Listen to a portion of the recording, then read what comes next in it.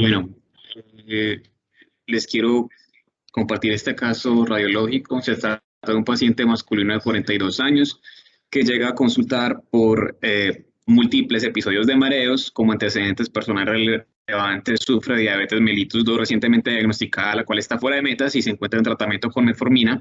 Y al examen físico presenta alteración a la marcha, por lo que deciden realizar una imagen del sistema nervioso central porque tienen sospecha de un vértigo de origen central. En las imágenes que vemos, pues, en su orden respectivo, encontramos una secuencia en FLAIR y una secuencia en T2 en la parte más izquierda de la pantalla, y lo que se identifica es una zona difusa de aumento en la intensidad en la región paramediana del puente, que se extiende un poco hacia el pedúnculo cerebeloso medio, igualmente en la secuencia T2, y en las últimas dos secuencias se tratan de una secuencia de susceptibilidad magnética, o no, eso es una secuencia de gradiente de eco, en la que hay una caída de la señal en la misma área, y tras la administración del contraste, un realce difuso, difícil de percibir. Entonces, de lo que les quiero hablar hoy es de malformaciones vasculares del sistema nervioso. Esto se ha venido catalogando de múltiples maneras desde el 96. Digamos que a nivel corporal existen divisiones como de alto flujo, bajo flujo y combinadas. Las de alto flujo casi siempre tendrán comprometidas arterias, y las de bajo flujo pues o capilares o venas o conductos linfáticos, y pues ya las combinadas de distinta manera.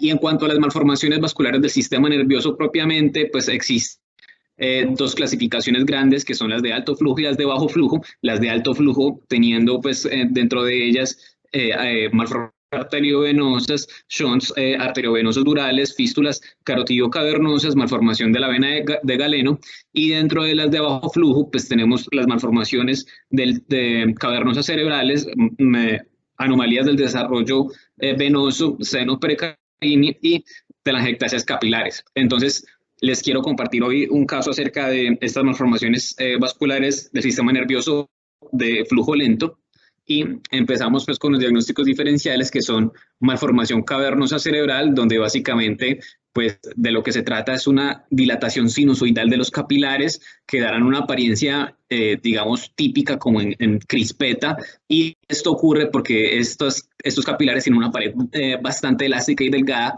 están distribuidas de manera homogénea, generalmente 50% supra y 50% infratentoriales, y pueden tener dos formas importantes, que es la esporádica o la familiar. Dentro de la familiar, el 20% equivale más o menos al 20%. Existen múltiples lesiones y se asocia a estas mutaciones genéticas. Entonces tenemos en la imagen correspondiente cómo hay una lesión hipointensa en secuencias T1 en esta adquisición sagital que se encuentra pues como centrada en el puente, que también tiene representación en la secuencia axial, y en las secuencias de susceptibilidad pues vemos esa apariencia típica de crispeta que se reporta en la literatura. En las secuencias de T1 con información T1 y T2 pues vemos cómo existe un aumento central en la intensidad de señal, esto pues asociado a eventos hemorrágicos recientes. Importante pues es que en la resonancia magnética lo que más nos va a servir es caracterizar la forma de la malformación, en este caso en forma de crispeta, y importante reportar lo que los cirujanos tienen en cuenta para ser llevados a cirugía, que es si existe ubicación en corteza elocuente o en tallo cerebral, si hay episodios o no de hemorragia previa, y si se asocia o no a epilepsia refractaria.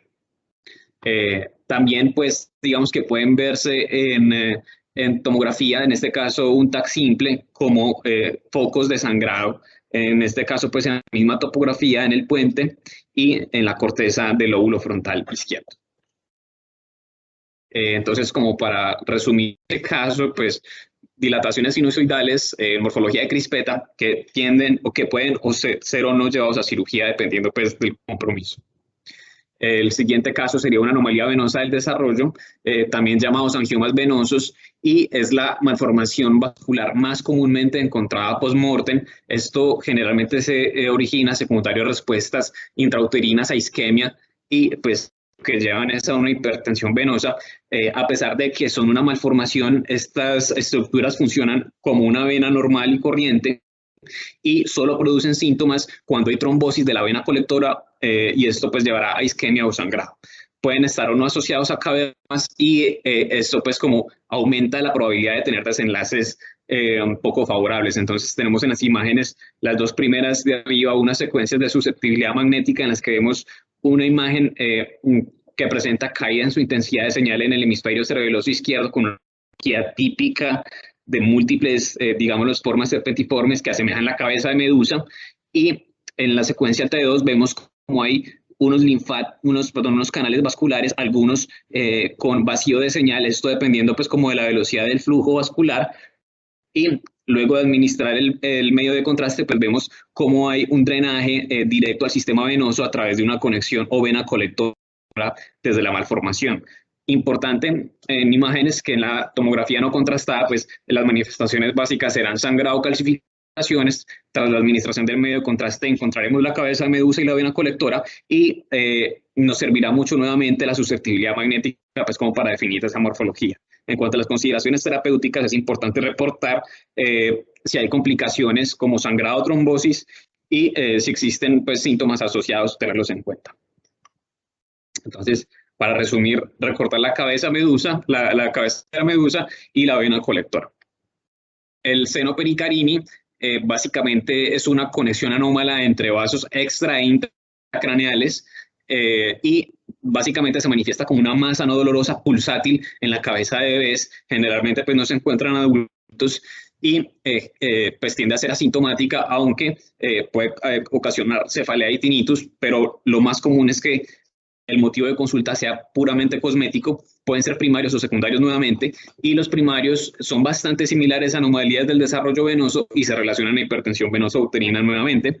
Lo que vemos en las imágenes acá es una conexión anormal entre estos vasos del escalpo a través de la tabla ósea, igualmente en este caso ambos drenando pues al seno sagital superior, y vemos en esta otra imagen de un paciente diferente en una secuencia de susceptibilidad también como nos ayuda a definir esa morfología de los vasos extracraneales con una comunicación al espacio intracraneal a través de la tabla ósea. Importante acá que para el estudio de estas malformaciones, la angiografía con sustracción digital pues permitirá definir la dinámica del flujo para determinar el momento y el modo de tratamiento oportunos. Entonces, para resumir, una masa palpitante en el escalpo de un niño pues nos indica un seno pericarini, y básicamente es la conexión anómala entre vasos extracraneales e intracraneales.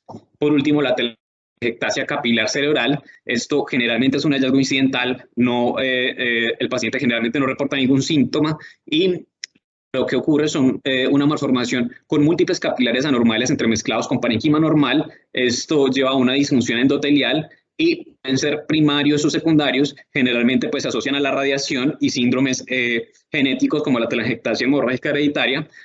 Lo más común es que sean ubicadas en el puente, o sea, infratentoriales, y eso es algo clave pues como para el estudio de estas malformaciones. Se pueden asociar a parálisis de nervios craneales, debilidad, epilepsia o cambios visuales. En la imagen, entonces lo que vemos nuevamente en una secuencia T2 y FLAIR, estas secuencias con similar información, vemos una hiperintensidad para mediana derecha en el puente que se extiende al pedúnculo cerebeloso superior ipsilateral, una caída en la señal en la secuencia de gradiente de eco y un realce bastante difuso y no muy ávido en la misma topografía. Entonces, lo más importante es